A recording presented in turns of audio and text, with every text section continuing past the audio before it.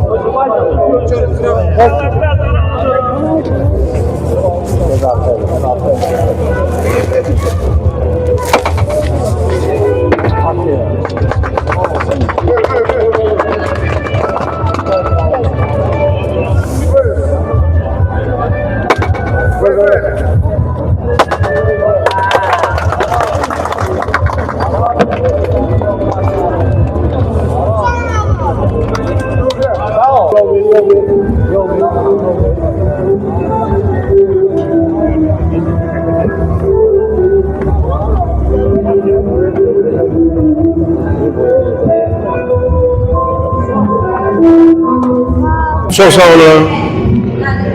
Ben halkımızın bahar bayramını, Novruz bayramını, Ramazan bayramını tebrik ederim. Allah halkımıza ruzi, bol bereket bəxş eləsin inşallah. Və gündən günə çiçəkləşən, gözəlləşən Azərbaycanımıza eşq olsun. Yaşasın Azərbaycanımız, Qarabağ Azərbaycan. Mən də Elşad müəllimin mənim üçün böyük sənətkar, illərin sənətkarı, bu sənət yolunda saç ağartmış, yaxşı sənətkardır, ədəbli ərkanlı, həm də ağsaqqallıq eləməyi də, baxmayın, saçı qaradır, ağsaqqallıq eləməyi də bacar, böyüləyir. Mən də onun sözlərinə qoşuluram. Deyir, qoy həmişə bahar olsun, qoy həmişə səmamız günəşli olsun, ətirli olsun. Qoy həmişə ana ata olsun, xalq olsun. Mən də olum o varlığın içində. Sağ ol. Yurdumuza yaz gelir, koy barışsın güzeller. Talih size yar olsun, sevilenler, sevenler. Şeker bura, Baklava bezek verir Xonçaya, baharın mevsididir. el obaya. Kızlar elinde kınar, hepsi eləyir yan yana. Bahar necə yaraşır Azərbaycana. Mən də öz məqamımda Azərbaycanımızı, dövlətimizi, millətimizi bu əziz bayram günü münasibətilə təbrik edirəm. Allah millətimizə, dövlətimizə həmişə belə rəvan bayramlar qismət eləsin. Həmişə olduğu kimi millətimiz, dövlətimiz, bayrağımız uca olsun. Mən sizin bu efir vasitəsilə təşəkkür edirəm bu bayramın təşkilatçısına, Kürdəmir rayon icra hakimiyyətinə, mədəniyyət evinə, yəni mədəniyyət nazirine bizi də dəvət edirəm. Mən də çox şad oldum ki, bu gözəl bayrama mən də qatıldım. Eşq olsun, Allah sizləri qorusun. Bizim ellər saadətdən alır barat bu bayramda. Həyatı şən, üzü gülər, ürəyi şad bu bayramda. Rəhbərimiz ellər, bilin, qayğısına qalır elin. Yaxın dostlar, şövqə gəlin, tapdıq nicat bu bayramda. Şəmşir deyər bizi əziz, qəlbimizdir güldən təmiz. Plan çəkdi rəhbərimiz, 100 yaşasın rəhbərimiz, Kamil Ustad bu bayramda.